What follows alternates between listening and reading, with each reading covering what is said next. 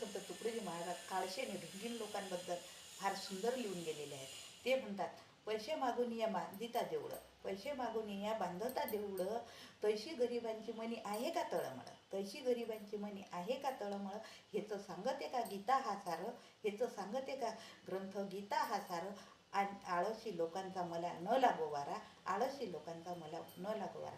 राष्ट्रसंत तुकडोजी महाराज म्हणतात, ज्याप्रमाणे तुम्ही देवळं बांधण्यासाठी, मंदिरं बांधण्यासाठी पैसा गोळा करता, वर्गण्या गोळा करता आणि मंदिरं बांधता, जेवढी तळमळ ठेवतात तेवढीच तळमळ तुम्ही गरिबांची सेवा, अडल्या नडलेल्यांची सेवा करण्यासाठी ठेवता का? मग असं ढोंग करता आणि ते सांगतात की तुम्ही वर्गण्या पैसे देऊ नका, जनतेला सांगतात. कारण तुम्ही जे पैसे वर्गण्या देता त्यात हे लोक यांची स्वतःची तुंबडी भरतात, हे स्वतः मोठे होतात आणि तुम्हाला त्यातून काय मिळते. त्यासाठी तुम्ही तोच पैसा गरिबांच्या सेवेसाठी लावा, कोण्या अडल्या नडलेल्यांची मदत करा. आणि आता एक ताजं उदाहरण आहे की बघा, राम मंदिराच्या एवढ्या मोठ्या देणगीचं काय झालं हे पूर्ण देशानं पाहिलं, पण त्यावर काहीच कारवाई नाही, काही नाही, थातूर मातूर हे सर्व.